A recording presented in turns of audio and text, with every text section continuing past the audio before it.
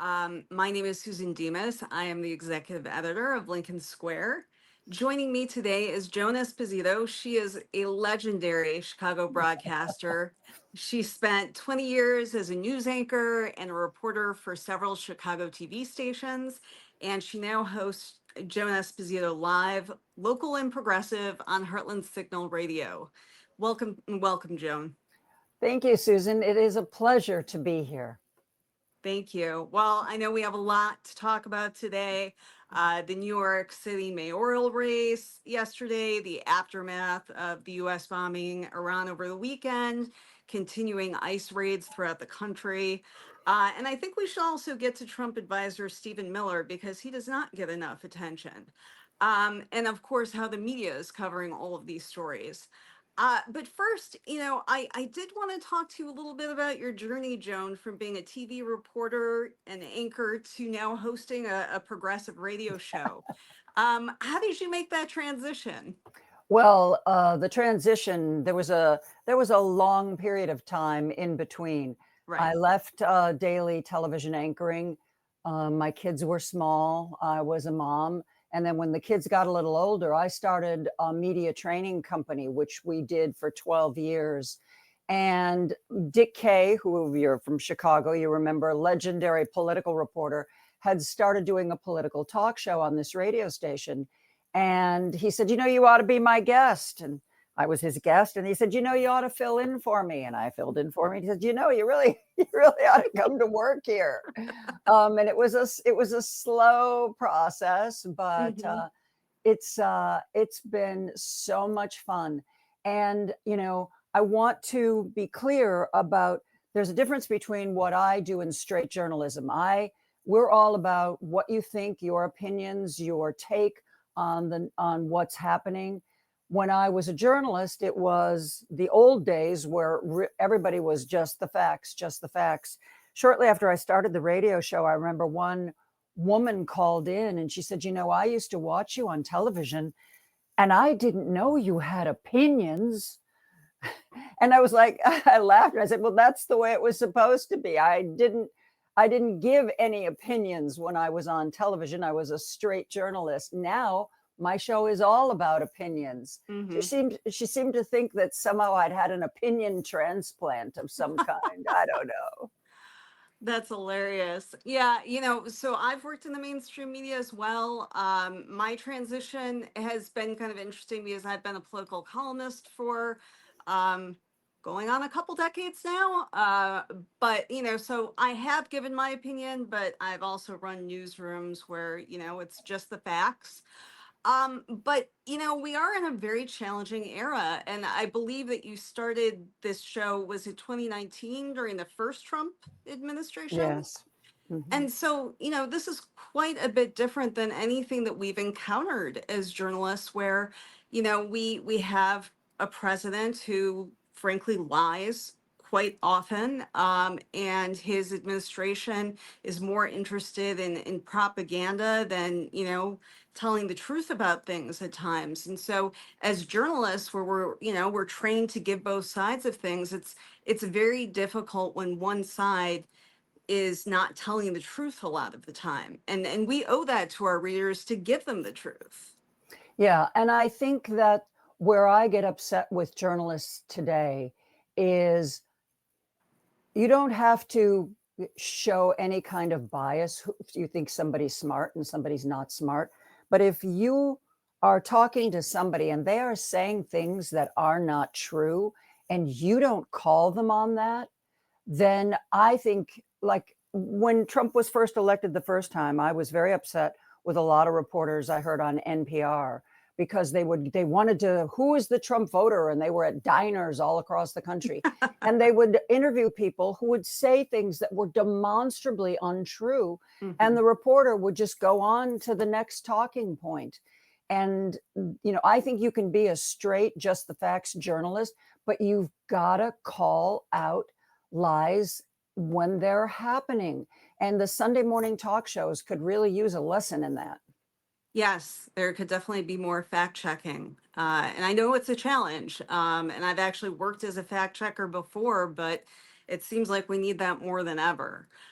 Especially, when we were in a wartime situation, for lack of a better term, even though, the president hasn't gotten authorization from Congress, but we involved ourselves in a conflict where, we were not at war with Iran. We've bombed them.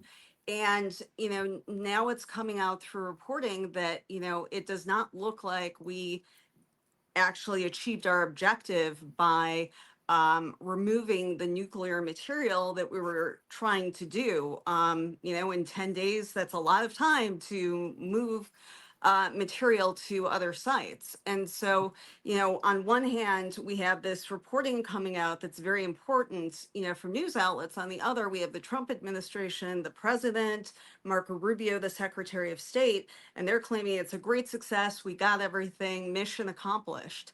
And so, how do you feel like the media has been covering the story? Because we all know during the fog of war that a lot of times there are mistakes made in our profession, and we've seen that in the Iraq War back in the George W. Bush administration very clearly.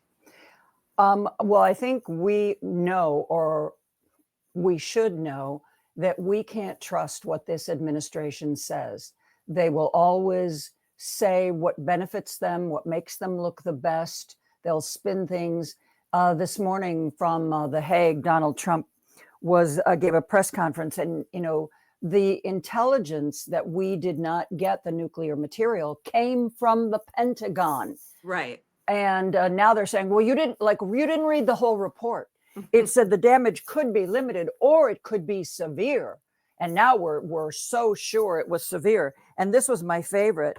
Apparently, he said this morning, I think the war ended when the U.S. dropped those bombs. Susan, you may not know that. So no war, nothing to worry about. The war ended. I think Does Israel know that? Well, I think the war ended. Ready to give me that Nobel Peace Prize? That seems very important to him. Oh, doesn't it? He wants every accolade that Obama got. He needs to know that he's as good as Obama. Yes, that seems to be one of the absolute driving forces of both of his presidencies. Ever since Obama was able to get bin Laden, he's been chasing that sort of military success as well. Yep. And so, we have that going on. We have another big story, probably that a lot of people maybe weren't paying attention to outside of New York, but they certainly are now. There was a mayoral primary last night, and usually in the middle of the summer, these things come and go, and low turnout, low attention, but not this time. We had former Governor Andrew Cuomo was the odds-on favorite, had a lot of establishment Democratic support out there. But he was defeated by the progressive candidate, Zohran Mamdani. He pulled out an upset. He is very progressive. He describes himself as a socialist. And he actually worked a lot with other candidates on the ballot, to form like this coalition. We cannot have Andrew Cuomo in the mayor's office. Anybody but Cuomo. Exactly, which you've covered politicians for years. It's very hard for people to set aside their egos to work together. So that was phenomenal to see in and of itself. Wasn't it? Man, when I first read that they were cross endorsing one another, and I thought, wait a minute, what does that mean? And I kept reading article after article, and I was like, are you? So they actually, literally, there were like, I believe 3 or 4 of them that got together and said, if not me, him, but not Cuomo. If not me, that person, but not Cuomo. Whatever you do, not Cuomo. And New York has ranked choice voting, which, not every city has. And so that's of utmost importance because, if there is a close election, who your second choice is can really determine the outcome. Yep. And, so we had that factor. And then, we also have the fact that, Mandami is young. He has energy. He's a fantastic speaker. He really seemed to energize, obviously, the youth vote, but he seemed to be able to get out voters that typically would not turn out for a primary like this. What kind of message do you feel like this is sending to the Democratic Party? Oh my God, I hope it is sending a strong message to the Democratic Party because, as you know from following elections, and I know, the lowest turnout, the lowest involvement is always the younger demographics. Mhm. And these are the kinds of candidates that are going to get younger people who are not 55 plus, politically involved. And, Mhm. one thing that yes, I think that this is a real wake-up call, and I sure hope Ken Martin from the DNC is paying attention to this. They've been a little too quiet for my taste, but Mm. one thing that I think we have to wait and see, you know, Charlie Sykes did this whole, "Oh, woe is me, he's a democratic socialist, Mhm. and, the world is gonna come to an end." My show is called Joan Esposito Live, Local, and Progressive. But I had a listener text in once, "You're really not a progressive, you're a liberal." And I'm like, "Well, I'm okay with that." So Mhm. I'm not gonna get too worried about the label that he is being given and gives himself. We'll Mhm. see how he governs. Right. I like the idea of the buses being free if he can figure out how to pay for that in other ways. He's got a lot of good ideas. Now let's see when the rubber hits the road how much of it he can pull off and do in a fiscally responsible way. Right. Well, living in Chicago, you have a progressive mayor, Brandon Johnson, who was elected back in 2023. And, he's had a rough go of it in some Mhm. ways. I know he's had, a scandal with one of his top advisors, Jason Lee. He had some big setbacks with some of his tax increase plans not getting through. How is his popularity and his standing now? What are some of the things that he's done right? What are some of the ways that, he probably, needs to improve? And are there any lessons there for other progressives, who are, looking to move up and run cities and, states and out and everything? Well, Mamdani has been in the state legislature, so he's got some negotiating experience, some legislating experience. Brandon Johnson was a Cook County commissioner, which is Hmm. and a paid advocate for the Chicago Teachers Union. Right. And the mayor before him, Lori Lightfoot, came from a law firm. So we've had two mayors in a row that Hmm. really didn't have a huge depth of political experience running for office, compromising, getting legislation Right. passed, and it shows. I think Brandon Johnson understands. For instance, he understands that if you want to get a handle on crime, you've got to have economic opportunity. If you want to get a handle on rogue teenage gangs, there has to be a job opportunities in the summer or after school programs or something. So he sees the big picture and he's really good at that. But the problem is those kinds of reforms take years. Yeah. That's not a quick fix. And so you need the double prong of planning for the future and taking away the reasons we have these problems, but also dealing with the problem right now. And the Right. right now, I think, is he's got a big vision of the future, Hmm. but the right now is what's tripping him up. The what Yeah. you have to do right here, right now to get through tomorrow. Right. And governing, cities of millions of people, I mean, that's more than, a Mhm. lot of states that we have, like Wyoming, Yeah. Alaska. And so, I mean, it is a big job. Um, but, I do think that you raise a great point that Mandami has legislative experience at the state level because that's incredibly helpful to have. Mhm. And that's a different kind of experience than we have seen a lot of candidates for mayor have but Karen Bass was in Congress for years, and so she seems to have come out of this really disturbing period, and it's not over with the National Guard and Hmm. Marines being sent in by Trump. She's emerged pretty strong out of this, even though she had a rough patch with the fires and all of the damage earlier this year. But I think that probably that problem solving that you have to do in working with people is helpful, because as the mayor, you have to deal with your legislative Hmm. body, the city council or whatever it is. But you have to deal with the police and the teachers unions and public schools, and there are many, many centers of power. And so Hmm. it seems to me that it's one of the most challenging jobs out there. I couldn't excuse me, I couldn't agree more, especially if you're a big city mayor. Right. And part of the problem with, I think, Brandon and Lori Lightfoot was they came into office and they wanted to fill positions with people they trusted Right. rather than filling positions with people who have a greater depth of experience in whatever area the position covers.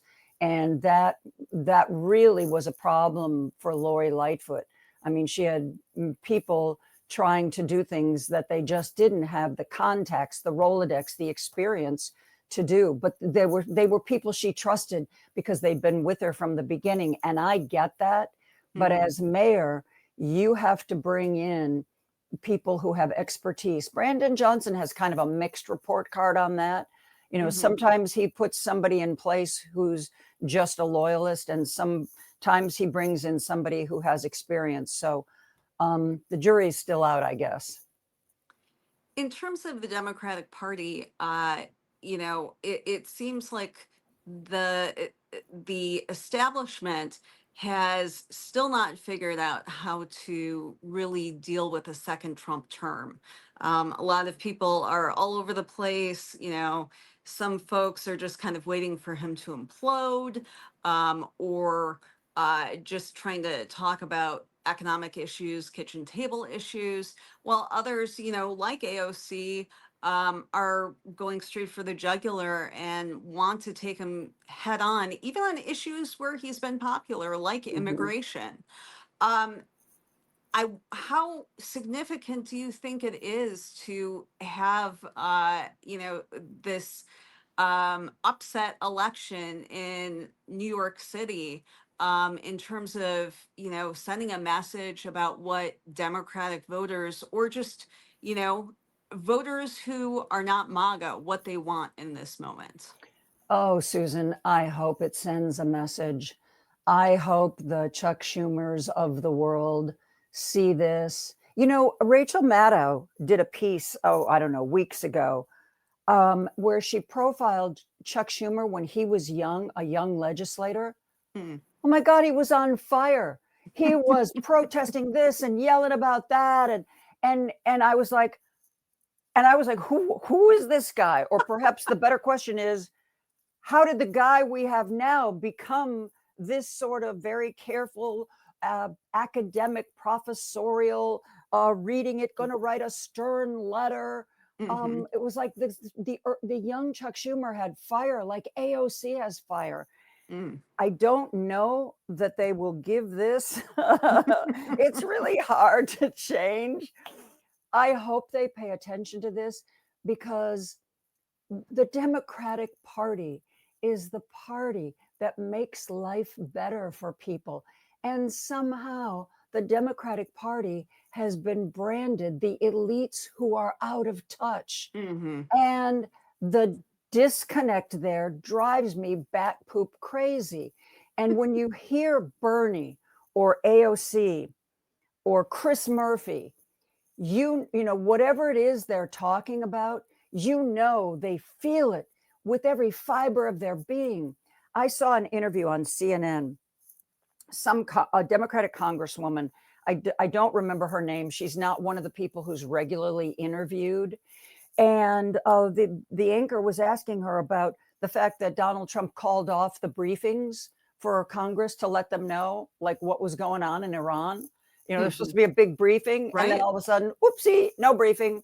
Yeah. And the anchor said, what is it you want to learn? And I wanted her to look right in the camera and say, I want to know what the hell is going on. Right. What's But the instead, objectives? she was like the Chuck Schumer School of Democracy.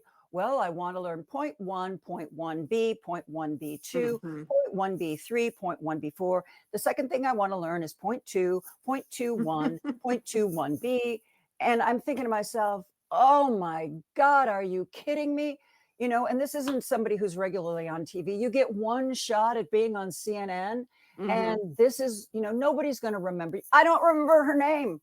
I really don't. I mean, whereas she had a moment where she could have been real and she could have gone viral. But it's like so many Democrats have this idea of being so careful. When I used to Right. do media training, I did a lot of lawyers, I did a lot of doctors. And the first thing I had to shake them out of was retreating into the safety of their jargon. Right.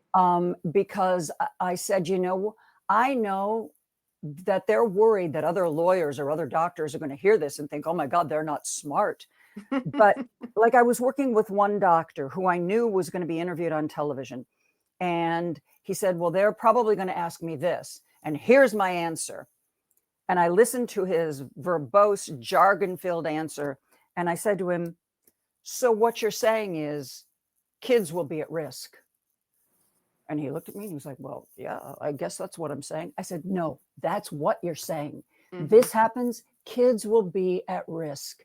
And I worked with him, oh my God, for like 2 hours. I shook all the jargon out of his head. He did the interview. And, as a media trainer, sometimes you don't really get the kind of feedback you'd like. It just so happened I was at an event a week later with the anchor who had interviewed him.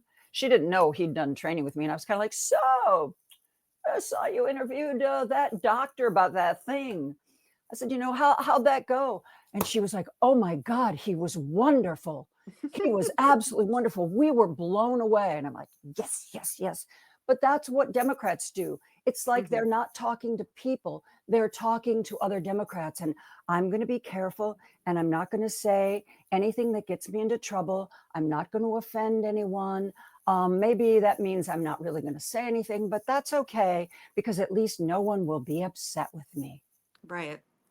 Yeah, it's very important for people to have expertise in these jobs, but there's also a huge communication part of the job, and over again, I think we've seen that a lot of Democrats, and these are folks that have distinguished careers, but they're older and they don't seem to be connecting with people, and it's whether it's in traditional media like a CNN hit, or certainly they have no idea how to communicate with people, and other platforms like TikTok or Instagram or YouTube or Twitch, and that seems to be a key way that Democrats are falling behind with younger voters. And Mhm. you have Trump and MAGA, they did a great job of really going after those young male voters. I look at someone like Stephen Miller and I don't really see the appeal, but he understands, and a lot of people on Trump's team, very simple messages. They're of strength, being resolute, that are really connecting, especially with voters that are not political junkies. They see things Mhm. in passing and they make snap judgments. They're like, oh, he seems to know what he's doing, so okay, that works for me. And but at the same time, we see now in practice just how damaging that is. You can be a great candidate. Trump has proven he knows how to communicate, he knows how Yeah. to do that. But in the Oval Office, his numbers are plummeting because people are remembering, oh, right, that's right, he's not that great at this job. There's this chaos Yes. everywhere. Uh-huh. But a Oh, lot of now I remember why I didn't like him. Right. Oh yeah, that's right. I guess I didn't remember because of COVID, but yeah, he didn't do that great of a job. But this time around, there are some differences, and a lot of them seem to be driven by one of his top advisors, Stephen Miller, who's the architect of his deportation policy. Hmm. There's no doubt out there, the excellent reporting in the Wall Street Journal and others, Yep. this highly aggressive policy with having these masked agents that aren't even showing their ID, going into cities, terrorizing people, taking them off the street, even having the actual military move in. And when you look at who's in charge, at least in terms of domestic policy, it seems to me that it's Stephen Miller Oh, much more than the president. without question. I mean, And what let's does face that it. mean for us? Well, first of all, Donald Trump doesn't have any convictions or ideas, so he is completely dependent on others who have convictions and ideas. And I don't think we can discount the power of racism in what's going on. Stephen Miller has made it clear that he wants everybody and anybody out. Donald Trump, with his little flight from South Africa, made it clear that he only wants white immigrants. Remember when he said a long time ago, why don't we get any immigrants from like Norway and Finland and Sweden? Why don't we get Right. immigrants from them? I don't think the power of racism can be discounted here. And I think that, you know, people were sort of vaguely aware that the demographics of our country were changing. But I think electing Barack Obama as president, even though he got votes from every different segment there is, I think that terrified a lot of Mm. people. And I think Trump is a reaction to that. It's not make America great again, it's make America white again. And, Hmm. Stephen Miller saying to the people at ICE, don't bother finding the people who have criminal records, just get everybody. Hmm.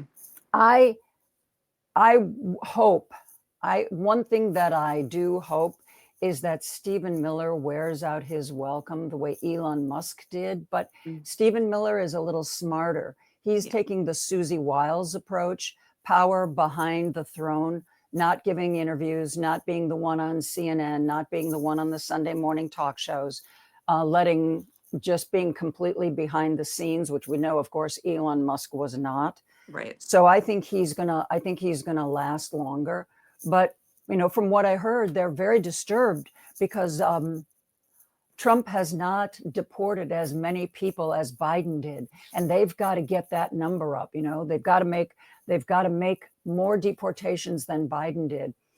And so you get Stephen Miller, by many reporting accounts, screaming at the leadership of ICE, saying, go to 7-Eleven. They went to Dunkin' Donuts. Right. Go to the parking lot at Home Depot or Lowe's. You Go know, into the schools, go into the go into the schools, churches, get which, the people in the fields. yeah. And I think that, well, first of all, and I know Trump has absolutely no loyalty to anybody. If we start seeing more of this ugliness, the woman, whose story has gone viral, she was the waitress at the diner, the Pancake Diner, in Hmm. a small red community that voted overwhelmingly for Trump. And yet, when she was taken by ICE, they all stood up. They made T-shirts, "Bring Carol home," This and was they in protested. Missouri, right? Yeah. But stories like this, there was just something that was posted on social media about a guy who's worked the vineyards in Oregon for 30 years, raised a family, has grandkids, and he was snatched in like a dawn or pre-dawn raid, and the people there are furious. If it gets to the point where the red voters are contacting their red legislators and saying this is going too far, Hmm. then maybe Stephen Miller's power will wane, because Donald Trump wants to be on top. He wants to be seen as in charge, but he doesn't want to deal with negativity. Right. And this is hurting a lot of businesses, especially in the hospitality industry and the agricultural sector. You cannot run these businesses the way they have, without immigrant labor, and Yeah. oftentimes they're not even paying people minimum wage. And Well, so, there was that report I think it was in the Wall Street Journal, because, some of his biggest donors are people from the hospitality and the agriculture side. They're the huge donors. And they went to him and they're like, dude, you're killing us. And Right. for like 24 hours, he was like, oh, ICE went too far when it comes to, let's see, hospitality and agricultural workers. So Right. we're going to leave them alone. And then I don't know whether it's Stephen Miller paid him a visit and was like, you want the numbers? We got to go to these industries. Mhm. And then 24 hours later, he was like, oh, never mind. Never mind. We're going to go after them. Yeah. Right. So when the donors are mad and the voters are mad, Yeah. that doesn't seem like a long-term success. Yeah. I wanted to ask you because, it's been well documented that Trump definitely improved his margins with Latino voters in 2024. And a lot of them did support his immigration policy as they understood it, which was get rid of the criminals, get rid of the gang members. And I know that Chicago obviously has a significant Hispanic population. What are you hearing from these voters that did swing towards Trump, but are now seeing a deportation policy that, may be affecting their families directly? Well, it's the buyer's remorse. It wasn't supposed to happen to my family, to my colleagues, to my friends. Susan, it wasn't supposed to be them. It was Mm. supposed to be the bad people. Don't you know we were promised it would be the bad people? And, I can't tell you too much of what's going on in the largely Hispanic neighborhoods, except that they're terrified. I mean, so many reports of people not showing up to work, people afraid to go to church, people literally stuck inside their houses because Mhm. they're terrified of what would happen. Oh, I didn't vote for this. I didn't, and what bothers me about that, and I know that, Susan, you and I are the exceptions and not the rule, where we eat, breathe, and sleep this stuff. But spend 5 minutes, spend 10 minutes before you make a vote this important. This guy's been in office before. Oh my goodness, when he was in office the first time, he lied about everything. You don't suppose he's lying about this too, do you? I don't know. Right. We've got to break through, because even some of people I know who care a lot about democracy in this country will tell me, oh, politics is just so negative. When Mhm. I need to vote, I'll spend some time, a few days, looking at who's on the ballot and who I want to vote for. But I just don't want to deal with it. Mhm. We've got to find a way to get the low information voter informed, even if it's at a very low level. Trump bad, Republicans bad, Democrats good, whatever it takes. And again, you need to break through. You need to talk to people in a way they understand, using real words, not some kind of highfalutin language that makes you sound like an academic. You need to talk like AOC, not like Chuck Schumer. I'm sorry. I know Chuck Schumer's done a lot of good, and I am really sorry that I am using him as my example of what not to do. But I swear to God, Susan, if he writes another stern letter, I am going to lose it. You would hope with him being in New York that maybe he has gotten a bit of the message yesterday, but I guess we'll have to see. Joan, thank you so much for being here. I so appreciate it. And how can people find you these days on social media and on the radio? Well, I've really minimized my social media. Theoretically, I'm on Facebook, but not really. I have a Blue Sky account, Joan Esposito at bsky dot social. And we get actually, it's interesting. I get callers from around the country because people listen on their computers.